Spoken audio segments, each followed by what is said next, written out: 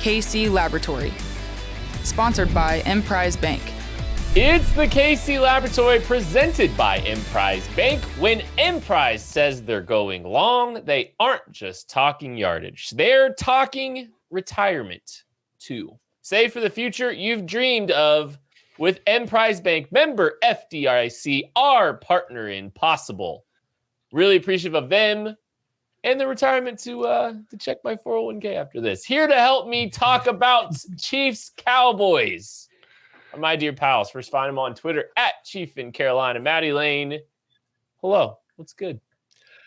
Well, the future I've dreamed of is finishing off this no-loss November with the only game that's actually going to be like a challenge. The only game that matters because Aaron Rodgers didn't play. Packers game doesn't count. Giants game doesn't count. The Raiders, not a real team.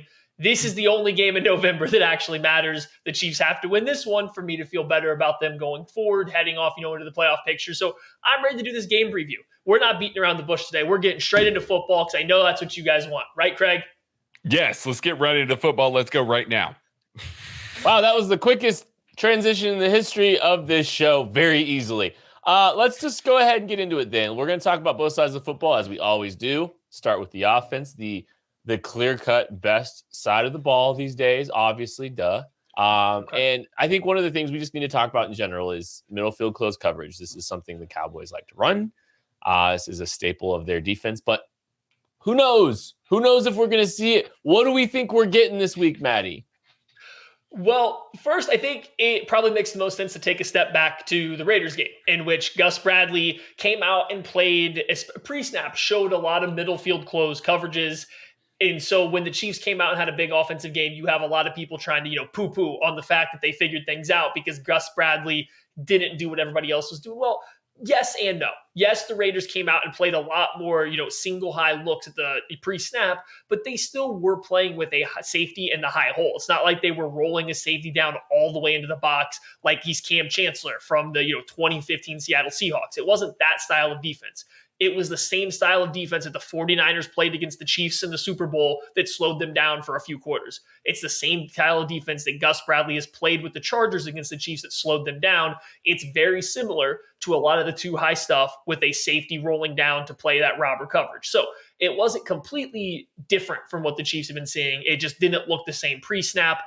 The Dallas Cowboys have Dan Quinn, who comes from this same tree. And much like Gus Bradley, he still prefers to base out of this single high stuff. He still prefers to run a lot of cover one and a lot of cover three. I would say he branches out a little bit more than Gus Bradley does, but he still likes to play this middle field close stuff. So yeah, it's going to be interesting to see if he follows the same path that Gus Bradley did, where it's still going to be single high pre-snap. They're going to play with the safety in the high hole to the weak side to kind of cut off some of those crossers, but it won't be a true too high look.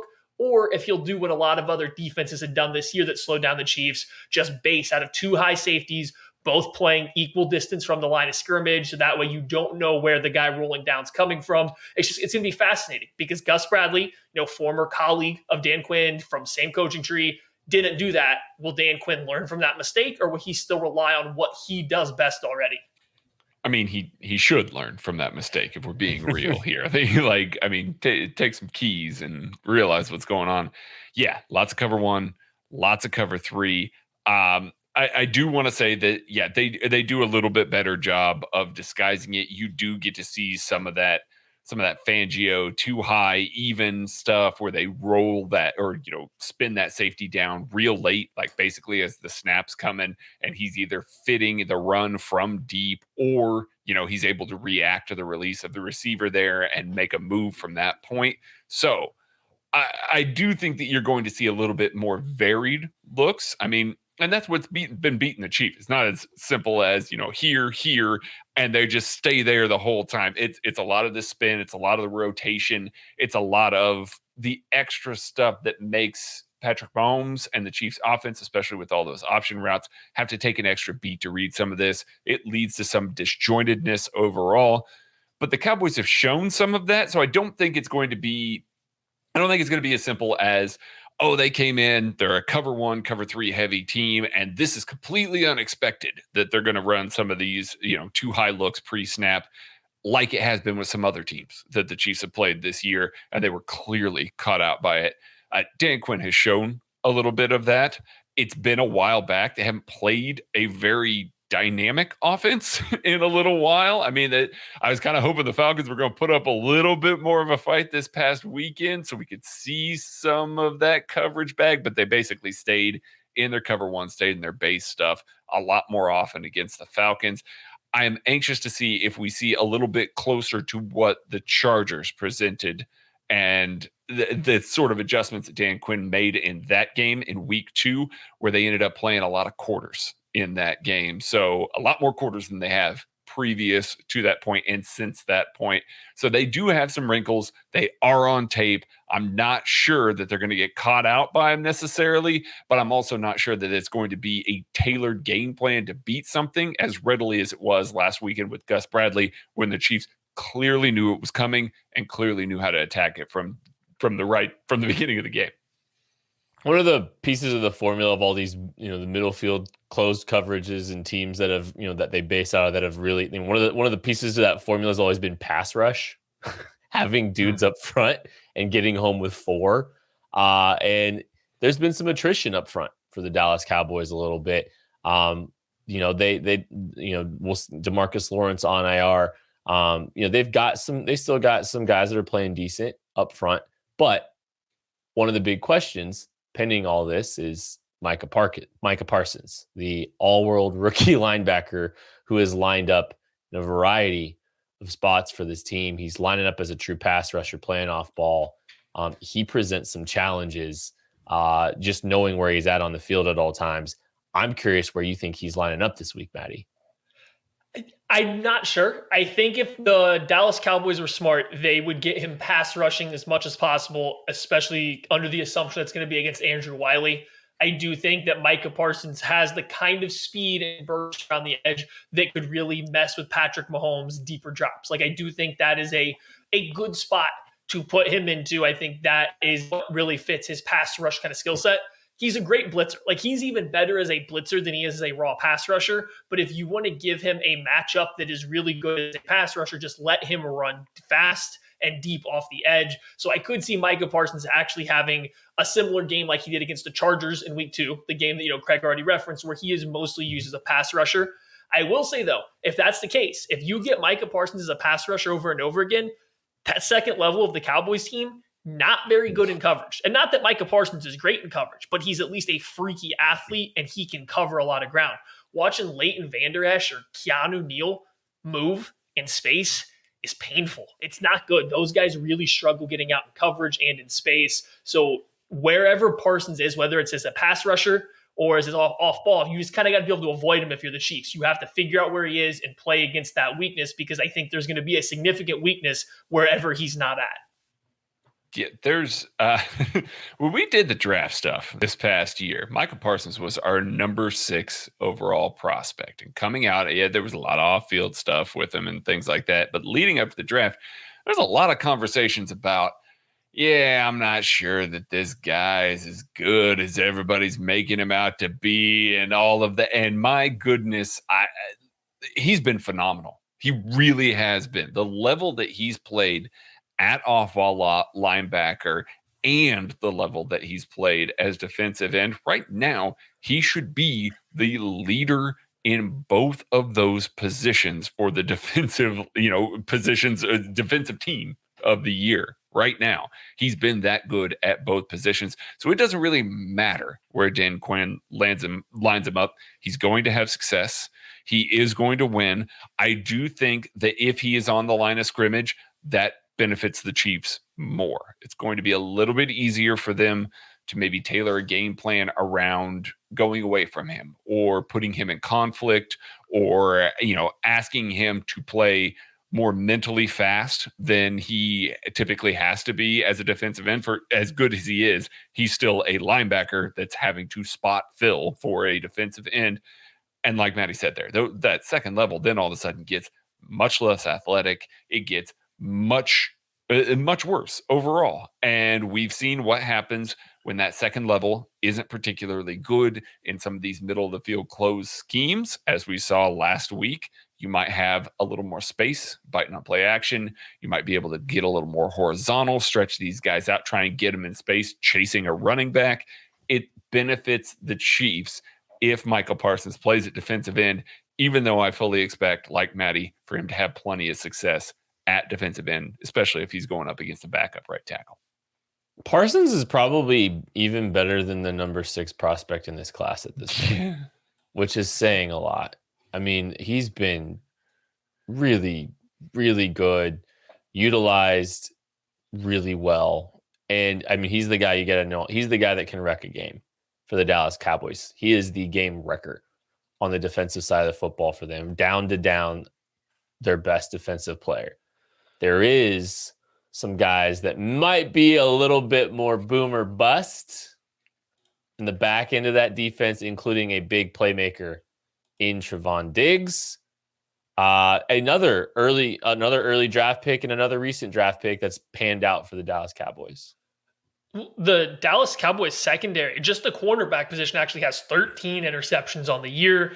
8 of those are Trevon Diggs, but still Anthony Brown, Jordan Love have both gotten their hands on multiple interceptions this year. Between just 3 of them, the 3 starting corners, they have another 14 passes that they've broken up. So like they've actively gotten their hands onto.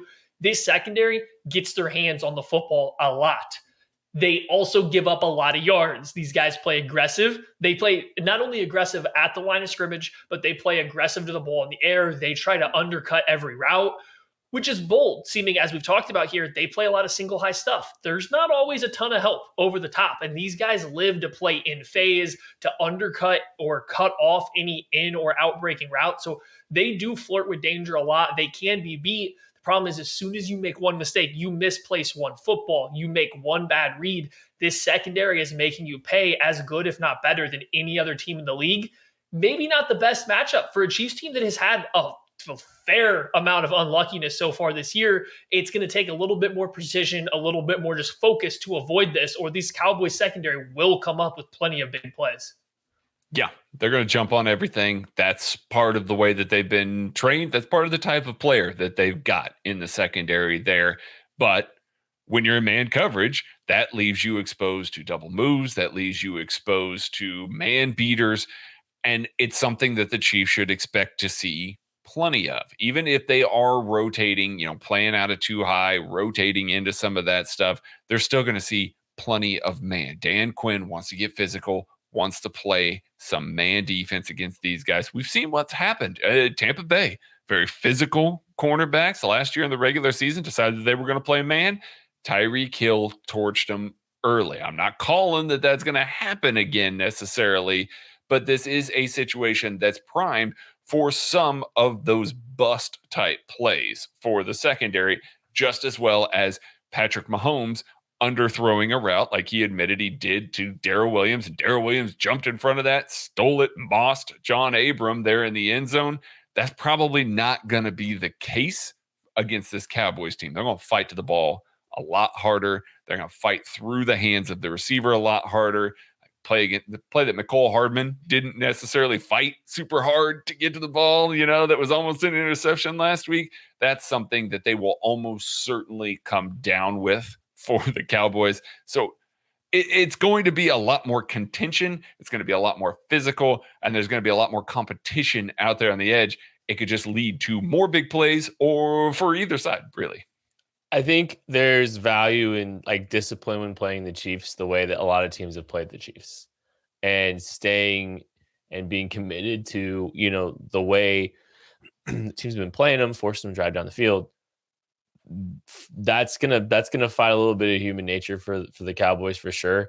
The funny thing is, they didn't pick Kirk Cousins off. They didn't pick Teddy Bridgewater off, and then they turned Matt Ryan over 3 times. So it's been a little bit more kind of boom or bust in that nature the last 4 games. They went 5 straight games with 2 interceptions to start the season. Picked each team off twice, 5 straight games. So I'm interested to see how disciplined that secondary plays, because that's gonna be fun. Well, and those are good points because I think, like Craig alluded to, they came out the beginning of this year and played a little bit more too high stuff. They showed a few more different coverage shells on the back end. That allows your corners, that gives them a little bit bigger of a safety net to jump everything. They can play that aggressive style of football, which is going to lead to more turnovers. As the year's gone on, they've transitioned to a lot more of the single high stuff. It's a lot harder to constantly play aggressive and make plays on the ball when you don't have that help over the top. So what are they going to do against the Chiefs? Who knows? But I will say this. If the Chiefs are going to challenge the secondary, like they want to, they've been taking a few more deep shots every single game. You're going to want to take it against Dallas. I don't think that Dan Quinn's going to come out and completely abandon his roots. He's not going to come out and show you too high every single play.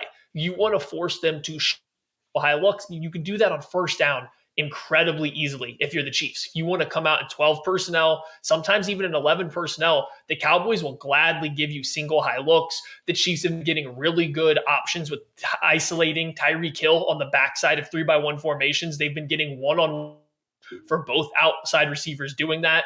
You ever want to get those games, look for first down. Look for the Chiefs to take these shot plays on first down, because that's when you can very much expect the Cowboys to come out and play this cover 3 kind of stuff.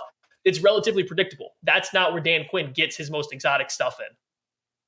All right, players to watch. What we got, Craig? Well, you want to talk about the front side of that 3-by-1? Let's talk about Josh Gordon and getting him the ball, getting him some targets. The guy that was very high on routes run, the charting of routes run this past week. He's getting more and more integrated in the game plan. I think when you listen to Andy Reid's presser this week, you kind of hear him talk a little bit about Josh Gordon, like it's coming. Like it kind of sounds like, you just wait. It's coming. It's there still. And I mean, obviously, you look at last week, they're going to give you Travis Kelce all game long. You just take Travis Kelce and Darrell Williams all game long. Like, that's fine. There's going to be a Josh Gordon game. And if you are going to see a lot of man coverage, and if you are going to see a lot of single high looks, you're going to need a guy that can win vertically, can create space to the boundary, give your quarterback a chance to throw some of these go balls and make it a little more higher percentage for you. That's where Josh Gordon thrives. So I got my eyes on him. I've got my eyes on him maybe getting a couple deep shots this week and taking advantage of a coverage that benefits him and Patrick Mahomes. I'm going to stick with the pass catcher, but one that operates in a different part of the field than Josh Gordon. I'm going to go with Noah Gray. Coming off of the game where he scores his first touchdown, I feel like this could be, the beginning of the ramp up for Noah Gray. I think we've seen it these last couple of weeks with Byron Pringle. He became the wide receiver that got the most passing reps this past week. I think Noah Gray could be trending up now, and this is a good game to do it. Like I just talked about, you want to force the Cowboys into playing single high stuff. An easy way to do that is to show quote unquote heavier packages, putting Noah Gray out there, who's coming along as a blocker along with Travis Kelce. So that gives you the run threat. This is going to force either Micah Parsons to play in coverage, which he's an athlete, but he's not particularly skilled in coverage yet, or Leighton Vander Esch or Donovan Wilson, like all these different guys that are not great in coverage.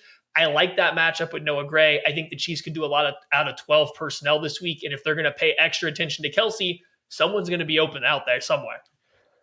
Craig, I like the Josh Gordon call because I 100% agree. Like, I think his time's coming. I think he's the guy with the most upside and ceiling potential for someone to really take a stranglehold of that third kind of that option in the offense.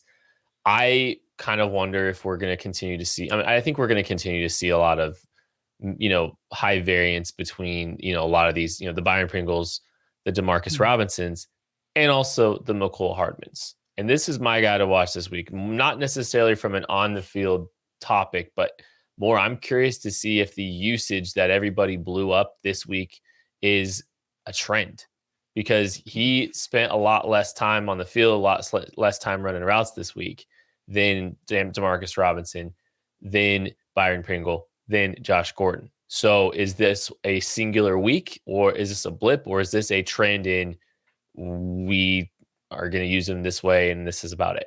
Because I think that's pretty telling, and that's a very fascinating storyline, I think, for the rest of the year for me. All right, let's talk defense. Let's do this. Okay, so we know the defense, like there's some definite playmakers. There's, I don't know if they're the most well-rounded, unit in the National Football League offensively for the Dallas Cowboys. I love the audible laugh from Greg. They got dudes. Ugh. Yeah. Listen, they have an embarrassment of riches at their weapons. Amari Cooper, Michael Gallup, CeeDee Lamb. That's your starting three. Dalton Schultz has been quietly one of the best, first down converting tight ends in the league operating. And when you've got those guys that are out there spreading the field, yeah, it's no wonder that that's happening. Oh, yeah. And then they got Ezekiel Elliott and Tony Pollard that they can just continually rotate and just dominate you on the ground. There is, they have poison pills all over this offense. There is no good way to sit down and say, okay, well, we're going to line up. We're going to stop the run. If the Chiefs try and do that, what you're probably going to see is more of what you saw like against the Tennessee Titans, where they were able to just continually win through the air.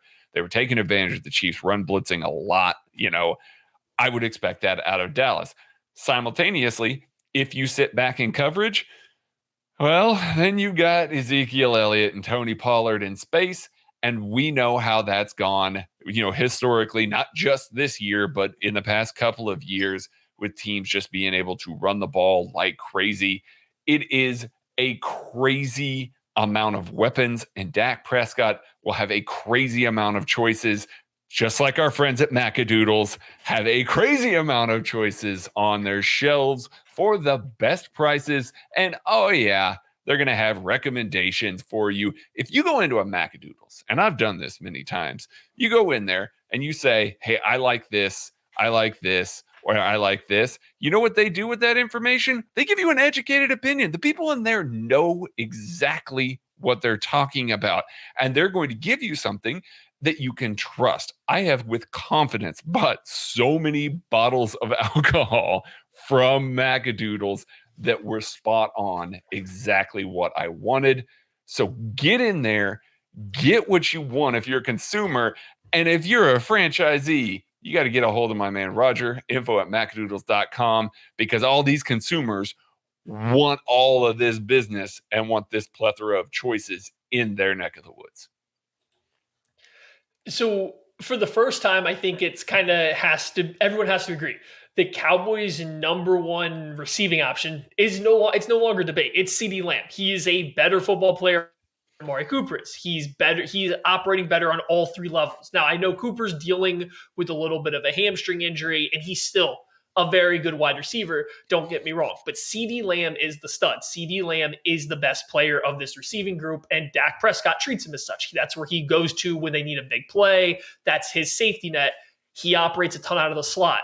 For the Chiefs, that's pretty good news. That's where their best cover player is going to align the majority of the time. That's where you can get the extra help from the Tyrann Matthews, Dan Sorensen's, whoever is going to be rolling down or playing in the middle of that field. So not that the Chiefs are going to shut him down, but you feel decent about that. The issue to me comes in, this is a team that will take those isolated one-on-one shots to your outside corners. They will challenge Rashad Fenton. They will challenge Charvarius Ward with Amari Cooper. With Michael Gallup is back now. I think people are kind of forgetting how good Michael Gallup actually is. Even if he's not playing, Cedric Wilson has been no slouch as a fourth receiver, especially getting vertical. This is a team that if you do get beat by a step, Dak Prescott will see it and he will challenge you. So this secondary has to be on their A game all across the board. And you can't dedicate help to just CeeDee Lamb if those outside guys get cooking. The help has to be everywhere. So that's what makes it really hard. And in case you do get all that covered, their running backs have a combined 70 targets, and they're really darn good turning these targets into a good chunk of yards. And then the quarterback is playing as good as any other in the league right now. This offense is absolutely stacked right now from the weapon standpoint. And Dak loves and has a lot of success and is very good out of empty. This is a dude that can really carve you up if you spread this group out. And that's a big problem because they can throw 5 dudes onto the field in 11 personnel and present a lot of problems. They're terrifying.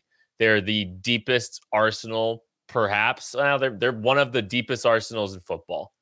I think Tampa's. No, I'll say it. Who can contend with Tampa. it? What, you're going to say Tampa? I think Who's the running back that you're scared of in Tampa? I'm not. But there you go. And Dalton Schultz is definitely a better receiver than any tight end in Tampa right now. So I mean, it's fair. Yeah. I mean, Gronk's been hurt a lot too. Yeah. But Dak's a better quarterback too. So. Ooh. But yeah, so that's a group out of empty.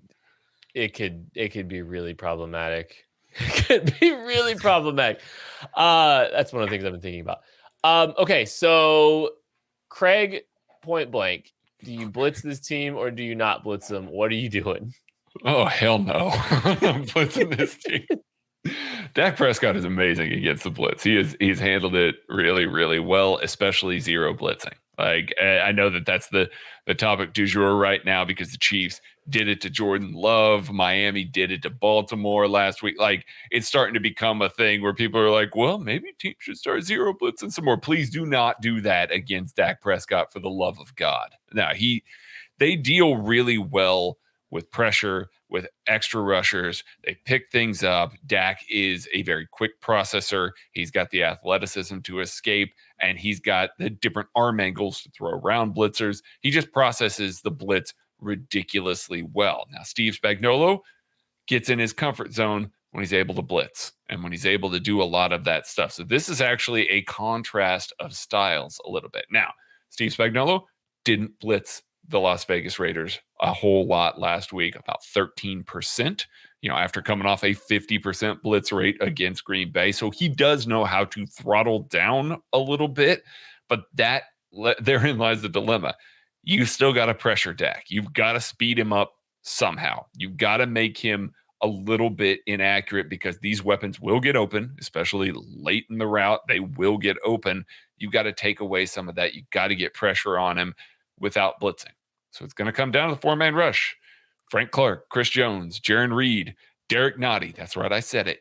Elite pass rushing talent along the front lines there. They got to get home this week because I have a feeling that Steve Spagnolo is not going to send the house as much as we've seen. He's going to pull back a little bit, try and flood coverage, and those guys up front have to win. They just have to win, and they got to win quickly enough to protect the cornerbacks against this elite group of talent. Dak Prescott against the blitz is really funny because his completion percentage goes down when he's blitzed. His yards per attempt goes down, but it's the touchdowns. He has 15 touchdowns when blitzed this year. And yeah, he's throwing a few more interceptions, but he's just lighting blitzes up. He does it a really good job of getting the ball out quickly. I think that's the big thing. His pressure percentage when blitzed, his pressure percentage, the amount of times he's pressured goes down when blitzed from when he's not blitzed because he sees it so well. He processes the field. He knows where the hole is going to be. So a lot of the stuff that you get is he's getting the ball out quick behind the blitz and letting these excellent weapons that we just talked about go make the plays. So I think there is some value to blitzing the Cowboys in certain situations, but you have to live with the fact that Dak Prescott is likely going to beat you from time to time. Hopefully, when they call it up, hopefully it's well-disguised blitzes. Hopefully it's stuff that catches them off guard because there is some success to be had there. Dak Prescott isn't the most mobile quarterback. He's not going to move around and then force a deep shot for a touchdown against the blitz. That's not his game, but he will pick it apart if he has any inclination that it's coming. So it's going to be all about mind games and bring it from the right spots at the right times. And if all else fails, I agree with Craig. Just play coverage, force them to go up and down and make no mistakes. I think you almost treat this team like you treat the Kansas City Chiefs. The issue is Prescott's plenty happy being patient. He's plenty happy paper cutting you. So it gets a little dicey, but I just think that's the least risky way to play. He's super. And they'll run the ball too. Oh, yeah. Oh, by the way, they can do that. We should get to that at some point in time. He's really good in the short to intermediate, really decisive, anticipation, and then we'll throw those rail shots, those outside throws. We'll give some guys outside the numbers some chances. Like there's a lot there. He's fun to watch. I know this is gonna sound weird because we don't get a ton of NFC games and like Dak's missed a few games. Just enjoy watching him play. It's gonna be he's good. He's really good. I don't say this about. I really like Dak Prescott.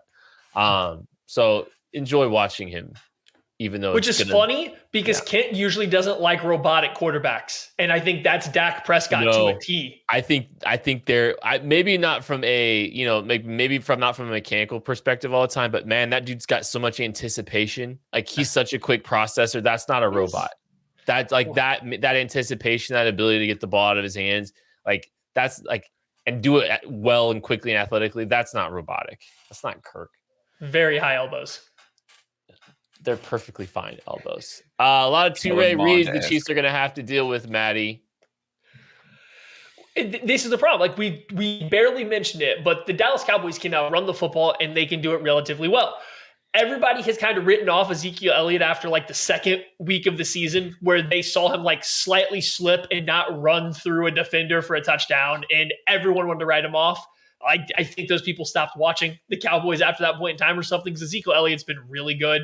He clearly looks like he cares a little bit more about football this year. Tony Pollard gives that speed element, that kind of horizontal stretch aspect to the run game. So this Cowboys team can run the ball if it's going to be there over and over again. And as we kind of discovered early in the year, that's where the Chiefs have struggled the most defensively. When these linebackers and safeties have to key, is it a run or is it a pass, and then carry out their assignment, they have played a little bit slower. They have gotten a little bit on their heels and not been as quick to get to stuff. These last few weeks, as the defense has kind of been turning a corner, I think they've eliminated that. They've faced a couple one-dimensional offenses. They have got out to an early lead against the Raiders. So the Raiders running wasn't an issue at all. They didn't have to worry about that. I just think this is the first time they're going to be facing a true kind of two-way attack offense, and it's going to be interesting to see how they handle it, because early in the year, it was really bad. But they're playing so much better now. Is that simply going to override it? Is that front defensive line going to dominate again and let everybody else play fast? Or is everyone going to be stuck in mud again? It's up in the air at this point in time, but this is definitely the biggest challenge they've seen over this stretch. Yeah, and like I don't think that like the Cowboys offensive line is good. It's not the Cowboys offensive line from 4 years ago. So like there's still some quality players up front. They're a little bit aging. We'll see if Tyron Smith actually plays, but I just assume like I'd play pass a lot more. Like I would be prioritizing that a lot more. And I know like that's a scary proposition, because I do still think that this group can run block extremely well, but I think I'm still trying to play pass and make them drive down the field the same way that, teams have been doing it for the Chiefs. And so putting yourself and dictating that a little bit more to yourself to take some of the guesswork out of it for yourself, I think, and simplifying some regard in that, that's what I do. Don't think that's going to happen, though. That's just what I would do. The matchup of the day is Derek Nottie against Zach Martin. And you think I'm joking, but that actually is going to be one of the big matchups of the day. Derek Nottie can hold his own and reset the line of scrimmage in some of the ways that we've seen over the past 3 weeks. That certainly helps. It slows things down. The linebackers are being a little more patient at the second level rather than triggering downhill so quickly.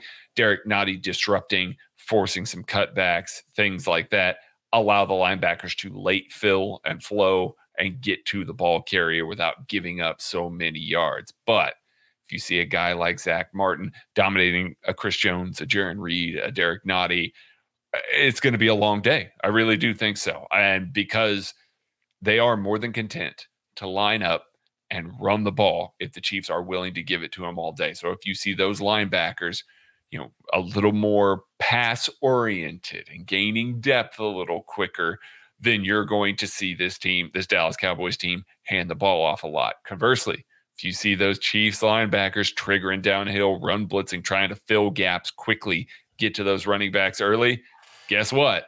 They're going to take full advantage of that as well. So this is a really, really difficult matchup for the Chiefs linebacker. It's really hard to play linebacker in the NFL. It's even harder when you can get beat as soundly in both facets of the game, the way that the Cowboys can bring it. If I set the over-under at 2.5 catches that CeeDee Lamb has over the second level of this defense in the middle of the field. In the first quarter? Over. Over. He eats there. And Dak is so good over linebackers on big routes. What they are buddies Nate Tice, Michael Kiss call him a power slot. That big dude that wins out of the slot like that. Just he's gonna eat if those linebackers are triggering downhill. All right, players to watch. Yeah, my players to watch. I didn't mention him in the pass rushers, but he has been very good for this team. Melvin Ingram. Melvin Ingram, since he got to Kansas City, has not only just shown up and rushed the passer well, he's made his presence really well felt in the run game. He is getting a lot more base looks. He's getting some nickel looks on the edge, and he's making his presence felt. Where I'm looking for Melvin Ingram to really do some damage is what they've been doing on these dime downs. The Chiefs can get there. We're talking a lot about how dynamic this offense is. The Chiefs can get there in some of these dime looks. Melvin Ingram kind of lurking and floating as a stand-up rusher, maybe showing some late looks, transferring to the other side of the defensive tackle right before the snap just to confuse some protections. That's where the Chiefs have found some success. You've gotten some good one-on-one matchups for some of your interior defenders, even Chris Jones, a guy that you should double on every play because they're moving protections and shifting things right before the play kicks off, and Melvin Ingram is dynamic enough to still win that way. They've gotten some advantageous looks for some guys on the inside. So I think that Melvin Ingram might be a little bit more of a weapon this week if they can get to those downs, but he's certainly going to be a presence out on the edge on some of the early downs. The guy for me to watch, and I hope I'm not stealing Kent's guy because I'm definitely going to give, I was going to give two, but I've seen Kent's guy. So I'm going to be nice and let Kent keep his guy. I'm going with Charvarius Ward. And I think the whole thing centers around this. The Chiefs outside corners, they have to be able to hold their old one-on-one. If they can't, if they are going to get beat badly one-on-one like these guys were doing early in the year, like they did in the Super Bowl, and the Chiefs are forced to place too high the entire time, they are forced to always give help to these outside corners, this game's going to be ugly, and it's going to be ugly quick. The Cowboys are averaging nearly 5 yards per rushing attempt. I think it's going to be hard already to get into 3rd and long, let alone if you start giving up chunk plays on the outside. You need these outside corners to hold up one-on-one every single down. They can't be a liability. Charvarius Ward's had some really good games this year. He's also had some not great games. I don't think this is a particularly great matchup for him. I think actually Amari Cooper is a terrible matchup for Charvarius Ward. I don't think he has the short area quickness, the speed, or the technique to really stick to Amari Cooper. His best bet is going to be to rough him up at the line of scrimmage and then hope that he can disrupt them enough. But if that's not working, it could get bad. Charvarius Ward's going to have a lot of pressure on him to slow down Cooper, to slow down Gallup when he sees him, to allow Tyrann Mathieu, Dan Sorensen, these other guys to offer help to the rest of these weapons the Cowboys have. I just want to point out, we would have said the exact same thing about Devontae Adams too. And he held his own pretty well against Devontae Adams. So, Jordan Love. I know, but let's hope. Copy and paste a lot of that Rashad Fenton. Thanks, Matt. I almost said his name. You're lucky I actually went and looked. I was like, I know. Well, at least if you, it will not surprise you. We have a rundown for this show to try to keep us all on task. And Maddie Lane it's an upset if he actually puts a name on the players to watch or the predictions or basically anything. It's wonderful. And you know what else is wonderful? Ruback Fine Jewelry. They need to be part of your engagement ring buying experience. If you do not go and talk to Ruback Fine Jewelry, if you're looking for an engagement ring, you're making a mistake. I'm not just saying that. You'll see the difference in a big box store versus talking to Hal, the owner of Ruback Fine Jewelry, immediately. You'll walk in after you set an appointment, and you're going to have his full attention. He's going to walk you through the ring buying experience, and he's going to give you a lot of options because they are a custom outfit. That's the thing that people don't realize is they are a custom jeweler.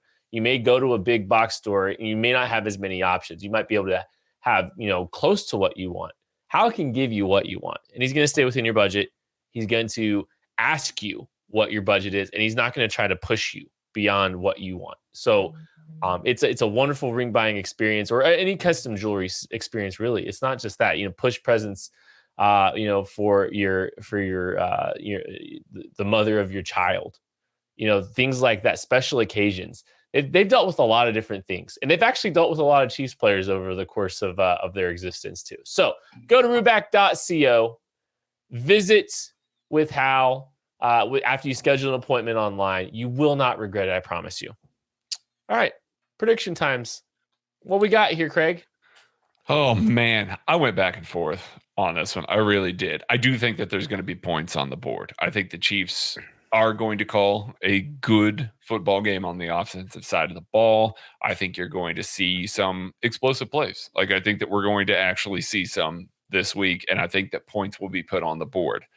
Unfortunately, I can say the same about the Cowboys. And this isn't me even predicting a regression by the defense. The defense could play well in this game and still give up a fair amount of points. So I went back and forth on this one. It's 38-34. I'm going Chiefs, but man, I was reluctant. I almost picked a loss for the first time since KCSN started, you guys. Almost. Whew. It was close. Touch and go. That would have been bad to do. We're all very looking forward to finding Maddie's prediction along live with you guys all right now. All right, so everybody's ready for this. Nobody knows what this is about to be. I think the Chiefs come out, and I think they're going to get I do think the Cowboys are going to play a lot more single high coverage than most teams have played this year. Not the Raiders. I think it'll be somewhere between what the Raiders have done and most other teams. I think the Chiefs will be able to take advantage of it. I think they hit a couple of these shot plays. They put points on the board. They get some explosive plays because they're really close. Defensively, I think the Cowboys are willing to give up big plays if they're trying to force turnovers.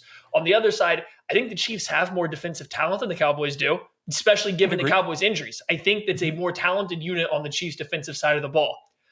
The issue is the Cowboys have more talent on their offensive side of their football. They do. Simply put, they are a better offense than the Chiefs are right now. You can get into the scheme stuff all you want and how much that matters, but I don't think the Chiefs' scheme has been great this year. I think I would take the Cowboys offense over the Chiefs. And because of that, I'm taking the Cowboys 35, Chiefs 31. I am predicting a loss because I simply think the Cowboys have a better offense, and that's the side of the football that matters more. Hey. Look, we started a hashtag no loss November 3 weeks ago, and the Chiefs are 3-0, and they're on the doorstep. And I have maintained that if they sweep November, we all get to go back to being insufferable Super Bowl contenders, fans of the soon-to-be world champion Kansas City Chiefs. We start going out and being just bonkers ridiculous like we were last year leading up to the Super Bowl. I am not about to predict that existence not occurring. I am believing, because we saw a pulse last week. We saw a big pulse. We saw complimentary football. We saw really good play calling. We saw a complete performance that we've been craving from this team for pretty much the entire season. Actually, it was the entire season. The Chiefs have failed every big test that they've had this year. They've failed big tests against legitimate teams that are contenders to win the Super Bowl. This is their last one for the remainder of the season. They must win this game for me to feel good about the remainder of the year, and I expect them to. I expect us all to be puffing our chest on the KCSN post-game show, celebrating a 34-30 win for your Kansas City Chiefs, back on track, big momentum heading into the bye. We all get to take a breath, relax, sit back, and watch a bunch of non-Super Bowl contenders play in the bye week. I will talk to you after a Kansas City Chiefs win to close out No Loss November. Technically, you'll talk to them at halftime. And halftime.